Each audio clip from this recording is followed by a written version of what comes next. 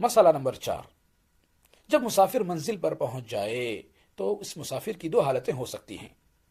پہلی حالت کہ وہ غیر متعین مدت تک کے لیے قیام پذیر ہو، یعنی اگر کسی شخص کی واپسی کسی ضرورت یا کام کی تکمیل سے وابستہ ہو اور اسے معلوم نہ ہو کہ وہ کب واپس لوٹے گا، بلکہ وہ روزانہ یہی امید رکھتا ہو کہ آج یا کل واپس چلا جائے گا، تو وہ مسلسل مسافر شمار ہوگا۔ ایسا شخص سفر کی رخصتوں سے فائدہ اٹھا سکتا ہے، خواہ اس کا قیام کئی ماہ بلکہ کئی سال تک کیوں نہ جاری رہے۔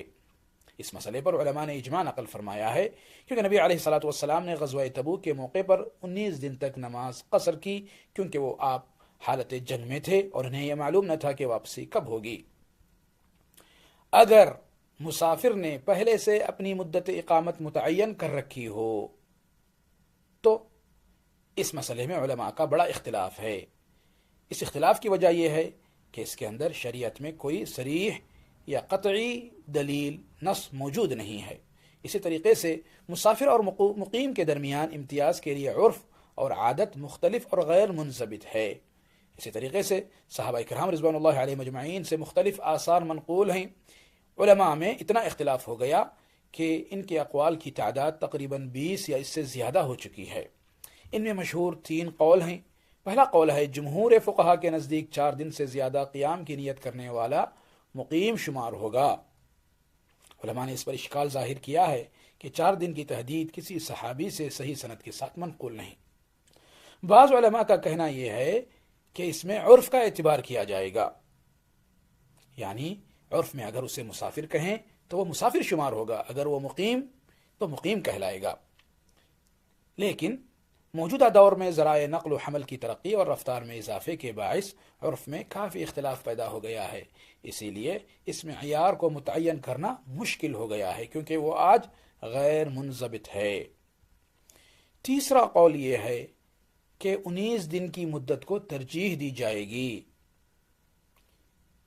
یعنی ابن عباس رضی اللہ تعالی عنہما فرماتے ہیں کہ نبی علیہ الصلوۃ والسلام نے مکہ مکرمہ میں 19 دن قیام فرمایا اور آپ نماز قصر کرتے رہے، اور ہم بھی جب 19 دن کا سفر کرتے تو ہم قصر کرتے، اگر ہم اس سے زیادہ کی مدت قیام کرنا چاہتے تو پھر ہم نماز کو مکمل کرتے۔ تو بعض اہل علم کے نزدیک 19 دن کی تحدید عرف اور آثار صحابہ کے زیادہ قریب معلوم ہوتی ہے، کیونکہ عرفاً چند دن یا 1 ہفتے کا قیام عموماً سفر ہی سمجھا جاتا ہے، لیکن طویل مدت کا قیام یا 19 دن کی مدت کا قیام اقامت اور استقرار کے مشابہ ہوتا ہے، لہٰذا 19 دن کی تحدید نص اور عرف دونوں کے درمیان ایک مناسب موافقت پیدا کرتی ہے۔ تو اگر کوئی بندہ 19 دن سے کم قیام کی نیت اگر کرتا ہو تو پھر وہ قصر کر سکتا ہے، اگر اس سے زیادہ کی قیام کی نیت اگر کرتا ہو تو پھر وہ نمازیں پوری پڑھے گا، مسافر نہیں کہلائے گا۔ بہرحال اس مسئلے میں علماء کا اختلاف ہے، تو جو شخص بھی احتیاطاً اگر 4 دن کے قول کو اختیار کرنا چاہے تو اس میں کوئی حرج کی بات نہیں، اور اگر وہ دوسرے قول یعنی عرف کے اعتبار پہ عمل کرتے ہوئے اس قول پہ اگر عمل کرنا چاہے تو اس میں بھی انشاءاللہ کوئی حرج کی بات نہیں ہوگی۔ لیکن اگر 19 دن کے قول پہ اعتبار اگر کرتا ہو تو یہ بھی قول زیادہ قوی اور بہتر ہے۔